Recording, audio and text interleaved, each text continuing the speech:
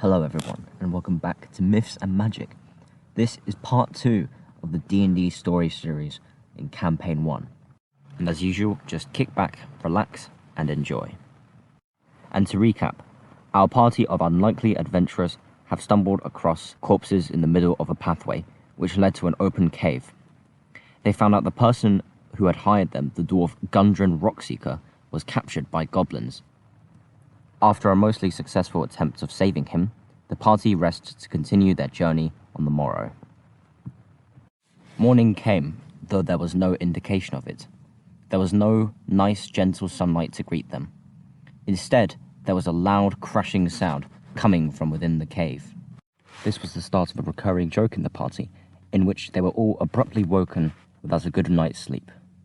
Upon awakening, the party had realized the flood had dissipated, leaving a heavy, moist atmosphere behind.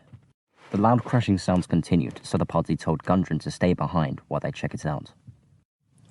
The party kept exploring, and eventually they found an abnormally large white wolf with blood pouring from its maw. Then came its master, with the body of a bear and a face of a tiger. He stood at around 7 foot tall, and his race were known as Bugbears. He had a large store of gold held on his back, and when the party found him, he greeted them as Clark, the leader of the Cragmore tribe in Fandelver. For fear of the party's safety, they engaged in combat with Clark. The combat drew on. Spells were cast and strikes were dealt. Freya drew his crossbow and dipped his bolts in poison lent by Augustus. He fired 2 shots, one of them being a critical hit, a natural 20. A weakened Clark, realizing he could no longer fight, made a break for the bridge. Clark hid behind a rock, hoping to commence a sneak attack on the party. Freya tried drawing him out using a spell Minor Illusion, however fails to do so. But meanwhile, Augustus tries sneaking up on Clark. He succeeds and kills him with his mace. In an act of revenge for its master, Clark's hound bounds towards Freya and wounds him grievously. Augustus strikes the hound, launching it into the wall. Freya thanks him for his help, and then the party and Gundren set out of the cave. They set out on the cart. Rolling hills and green landscapes pass by them, while mountains loom in the distance. It was midday, and the sun lit the countryside in rejuvenating splendor. Eventually, the party arrive, ready to rest and collect their pay in Phandalin. Just to give a bit of information, the wolf that the party had picked up earlier in the first episode usually just appears in its wolfish form, which has black fur with specks of grey. However, when it engages in combat, the fur turns into a bright, fiery mane. The group arrived in Phandalin. It was a humble little town, surrounded by wooden walls, and was filled with houses with thatched roofs. They booked in at the local inn, Stone Hill Inn. They set themselves up in their room, and then went down to the bar to have a drink. Augustus was a holy man. He did not want to drink. However, Freya was more than inclined to. He got drunk, and then Augustus had to carry him up to the room, and then they ended off the day with a good night's sleep. Also, they fought. Their slumber was yet again broken by a loud, awkward, fumbling, crashing sound, which came from their room. Freya and Augustus are immediately aware of any intruders, and suspect either thieves or enemies of Gundren had come for them. They went outside and find a small bipedal figure run out into the night city, perhaps a goblin from the cave. A chase ensues throughout the town.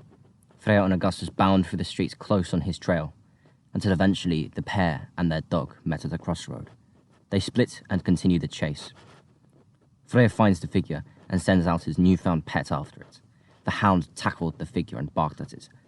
Freya sits on the ground and calls for Augustus. When he came, Freya said he waited for him to unveil the hooded figure as a surprise.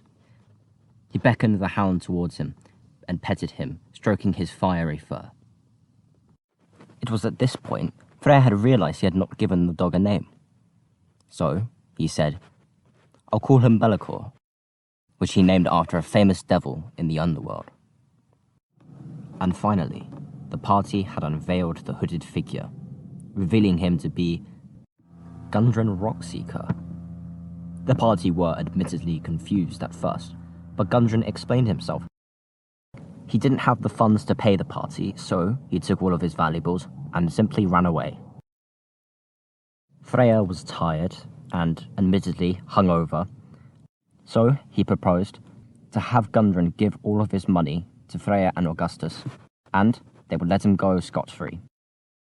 Gundren then gave his meager life savings of 40 gold, so that meant 20 each for each person, instead of the 100 gold that was promised. Freya said he'd let him go out of generosity. As long as Gundren stays out of their sights, he'll be safe. Freya, Augustus, and Bellicle headed back to the inn and then passed the night. Hello everyone, today's miniature of the week is this. It's my Venom Crawler from my Chaos Space Marine army from the world of Warhammer 40,000. This was when I started getting serious about miniature painting, so I wanted to paint something bigger, and it was my first large miniature.